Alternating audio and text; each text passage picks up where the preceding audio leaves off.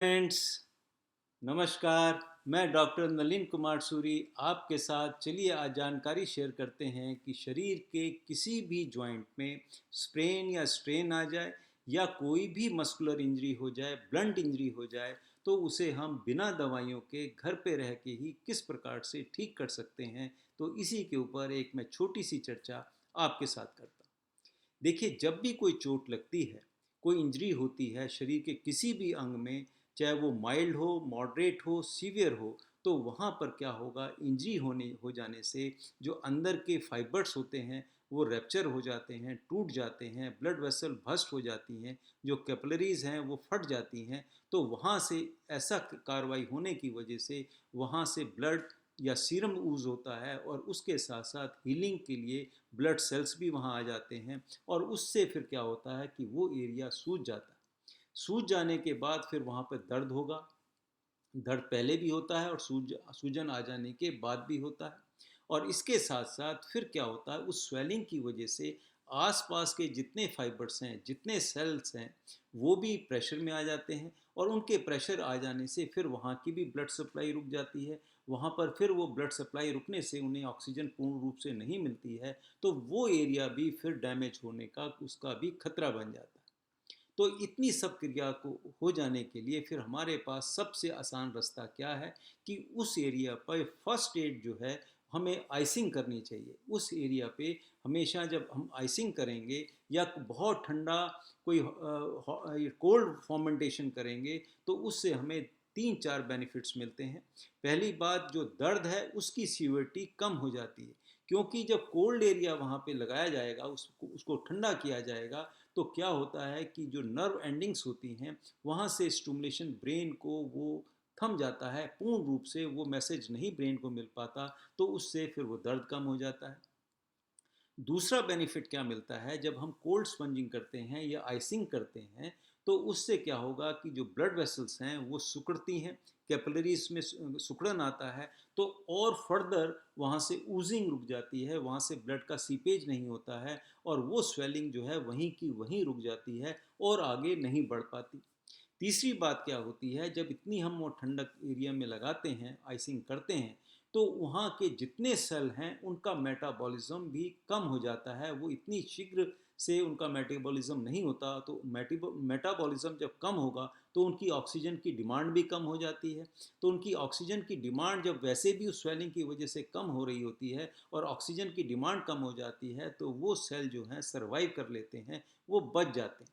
तो इतने सारे बेनिफिट जो हैं हमें वो आइसिंग करने से मिलते। अब हमें ये कहना बात करते हैं कि हमें कितनी देर तक और कैसे आइसिंग करनी चाहिए। देखिए, कभी भी बर्फ़ को डायरेक्ट उस पर नहीं लगाना चाहिए, उससे फिर इंजरी होने का डर रहता है। हमेशा किसी कपड़े में लपेट कर आप उस जगह पर उसको ठंडक जो है उसी ठंड ठंडी सिकाई करनी चाहिए। तो और ये सिकाई जो है 10 से 15 मिनट तक करनी चाहिए, ज़्यादा देर तक कभी भी सिकाई नहीं करते रहना चाहिए। क्योंकि ये जो इतनी ज़्यादा अगर आप आइसिंग करेंगे, तो क्या होगा कि वहाँ पर ये भी एक इंजरी का काम कर देती है। फ़ायदा होने की जगह फिर नुकसान हो जाता है। जैसे हीट की वजह से इंजरी हो जाती है, जगह जल जाती है, इसी प्रकार से ज़्यादा कोल्ड हो जाने से वो एरिया फिर डैमेज हो सकता है, वहाँ पर लालीपन आ सकती है, इन्फ्लेमेशन और ज़्यादा बढ़ सकता है। तो इसलिए हमेशा जो सिकाई होती है, ये बर्फ़ की सिकाई जो की जाती है 10 से 15 मिनट तक, किसी भी स्ट्रेन या स्प्रेन आया हो जॉइंट में या कोई भी मस्कुलर इंजरी हो, तो वहाँ पर शुरू में इस प्रकार से सिकाई करते हैं, तो उससे हमें बहुत ज़्यादा बेनिफिट मिलता है। और ये पूरे दिन में हर आधे पौन घंटे के बाद, 1 घंटे के बाद आप 10-10 मिनट की, 15-15 मिनट की उस पे इस प्रकार से सिकाई करते रहने से क्या होगा कि वो इंजरी जो है आगे नहीं बढ़ेगी और वो थम जाएगी, और उसका फिर आगे चल के जल्दी उसका रिकवरी फेज स्टार्ट हो जाता है। और देखिए, जहाँ भी इंजरी होती है उस एरिए को कोशिश करें कि आपके हार्ट लेवल से हमेशा उसे ऊपर रखना चाहिए। क्योंकि इससे क्या होगा कि जितना ऊजिंग हुआ हुआ होता है, जो वहाँ से जो सीरम निकला हुआ होता है, जो वहाँ स्वेलिंग आई होती है, वो धीरे धीरे सबसाइड कर जाती है। क्योंकि ग्रेविटी की वजह से वहाँ पर स्वेलिंग जो है धीरे धीरे फैल जाती है और स्वेलिंग कम हो जाती है। और तीसरी बात क्या करनी चाहिए कि उस एरिए को उसकी जो एक्टिविटी है उसे थाम लेना चाहिए। वहाँ पर कोई स्प्लिंट लगा दें या किसी दूसरी, अगर सपोज किसी अंगूठे में है या फिंगर में है, तो उन दोनों को इकट्ठा करके आप टैपिंग कर दें, क्रेप बैंडेज लगा दें, या किसी भी जॉइंट में कोई भी ऑयल लगाकर, सरसों का तेल गरम करके, या कोई भी ऑयल या कोई जो पेन किलर ट्यूब्स आती हैं वो लगाकर वहाँ पर क्रेप बैंडेज उस जॉइंट पे बांध देंगे, तो क्या होगा कि उस जॉइंट की मोबिलिटी कम हो जाएगी और उसको फिर आराम मिल जाता है। और साथ ही साथ जब हम उसे लिफ्ट करते हैं तो उसका भी बेनिफिट साथ मिलता है। तो पूरे दिन इस प्रकार से अगर आप करते रहेंगे, पहले दिन आप केवल आइसिंग करेंगे और क्रेप बैंडेज उसको क्या करेंगे, लिफ्ट करके रखेंगे, अपने हार्ट के लेवल से ऊपर उठा के रखेंगे।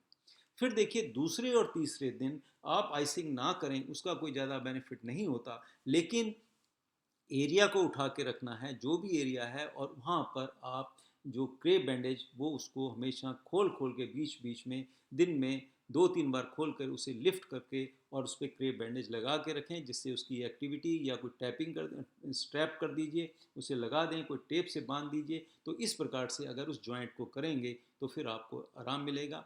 और अगर किसी मस्कुलर इंजरी में है तो वहाँ फर्स्ट डे आपने केवल आइसिंग करना है और सेकंड थर्ड डे उसको एज इट इज़ छोड़ दीजिए, या वहाँ पर कोई भी जो पेन किलर ऑइंटमेंट्स आती हैं उनका आप वहाँ पर इस्तेमाल कर सकते हैं। फिर देखिए 48 से 72 घंटे के बाद फिर वहाँ पर हमें दूसरा प्रोसेस करना होता है। वहाँ पर हमें फिर हॉट स्पंजिंग करनी होती है, उसको हॉट फर्मेंटेशन करना चाहिए। उसका हमें क्या बेनिफिट मिलता है कि अब जो है हमें वेसल्स को, जो ब्लड वेसल्स हैं, उनको डायलेट करने की ज़रूरत होती है, जिससे वहाँ पे ब्लड का सर्कुलेशन अच्छा हो और जल्दी से जल्दी वो एरिया जो है हीलिंग प्रोसेस बहुत बढ़िया हो और जल्दी से जल्दी ठीक हो जाए। जैसे मैंने पहले कहा कि इंजरी जो होती हैं माइल्ड, मॉडरेट, सीवियर होती हैं। तो जो माइल्ड कैटेगरी की जो इंजरीज होती हैं ये आमतौर पे 3 हफ्ते के अंदर लगभग उनकी इस प्रकार से कोल्ड स्पंजिंग और हॉट जो ये फॉर्मेंटेशन करने से, सिकाई करने से, वो 3 हफ्ते में लगभग बिल्कुल ठीक हो जाती हैं।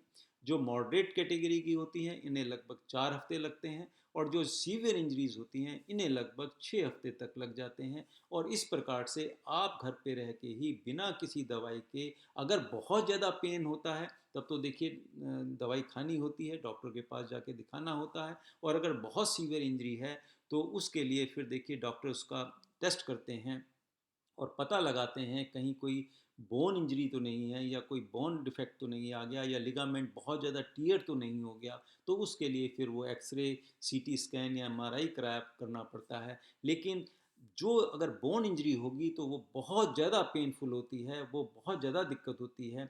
अगर डिसलोकेशन भी हो जाएगा तो जो नॉर्मल फिगर है वो भी फिर देखिए पता लग जाता है, खुद हर व्यक्ति जान लेता है, आजकल सब लोग बहुत समझदार हैं। तो इस प्रकार से पता लग जाता है कि इसके लिए हमें डॉक्टर को दिखाना चाहिए, या घर रह के ही हम इसको ठीक कर सकते हैं। तो इसी के साथ एक मैंने छोटा सा वीडियो बनाया। आशा करता हूँ आपको अच्छा लगा होगा। अच्छा लगे तो औरों के साथ भी शेयर करें, और इस प्रकार के मेरे और वीडियो सुनना चाहें तो जो फर्स्ट टाइम व्यूअर्स हैं इसे सब्सक्राइब भी करें। इसी के साथ मैं आपसे अलविदा लेता हूँ। फिर मिलेंगे, किसी और वीडियो पे चर्चा करेंगे। तब तक के लिए नमस्कार, बाय बाय।